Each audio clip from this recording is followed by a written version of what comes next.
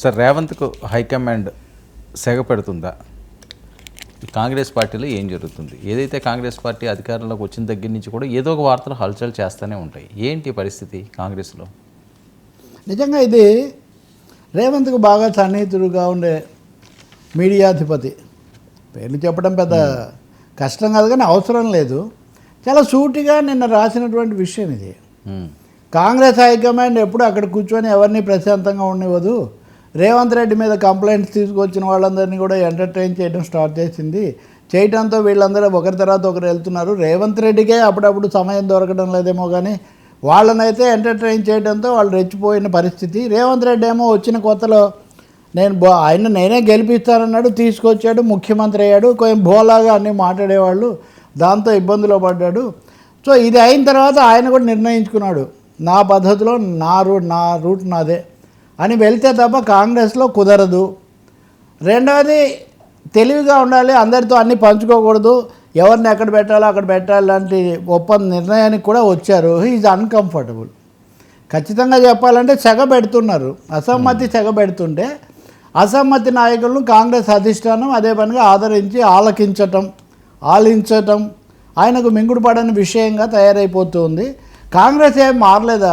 ఒకటైతే నిజం, రాజశేఖర రెడ్డి పెద్ద ప్రజాప్రస్థానం చేసి సోనియా అమ్మ నేను వచ్చి కలుస్తానంటే మీ యాత్ర ముగిస్తే మాకేంటి, తర్వాత చెప్తాంలే అంటే ఆయన దాదాపు ఆయన అభిమానులు, ఆయన కాదు ఆయనకు తెలుసు ముందు నుంచి, ఆయన చెప్పేవాడు ఇలా కూర్చున్నప్పుడు కాంగ్రెస్ హైకమాండ్ అంతేనయ్యా అని చంద్రబాబు కూడా చెప్పేవాడు.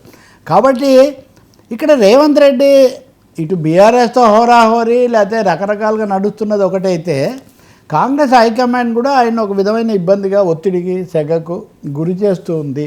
అంటే ఈ విషయము అంత సన్నిహితుడో తెలిసిన వ్యక్తి రాస్తున్నాడంటే అది బయట పెట్టాలని కూడా ఆయన నిర్ణయించుకున్నారు కాబట్టి జరిగి ఉంటుందని మనం భావించాల్సి వస్తుంది.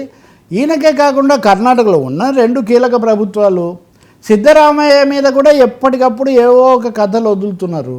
వీళ్ళు లేకపోతే ప్రభుత్వాలు రావు, ఈ ప్రభుత్వాలు లేకపోతే ఇప్పుడు కాంగ్రెస్ ఉండదు.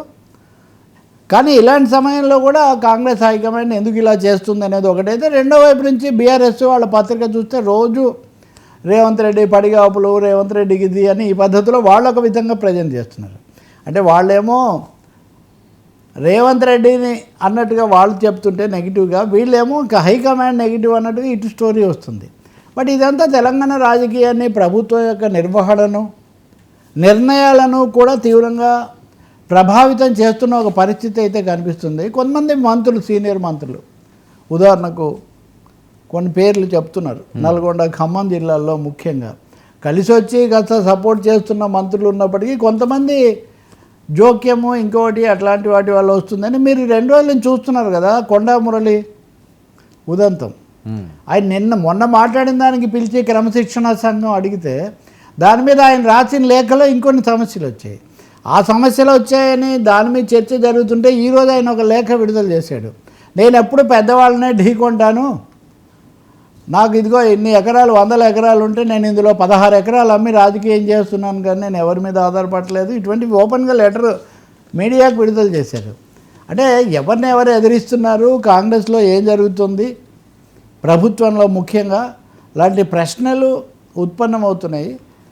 మరి కాంగ్రెస్ హైకమాండ్ వీటి మీద ఎప్పుడు స్పష్టత ఇస్తుంది? రేవంత్ రెడ్డికి కాస్త ప్రశాంతత, ఇంకోటేమో ఆయన అటువైపు కలిసి మాట్లాడుతున్నారు, లేకపోతే చంద్రబాబు నాయుడు అని వీళ్ళ లింక్ ఉందని చెప్పే ఇది కూడా ఒక నడుస్తుంది. So all these things making uncomfortable ఆయన.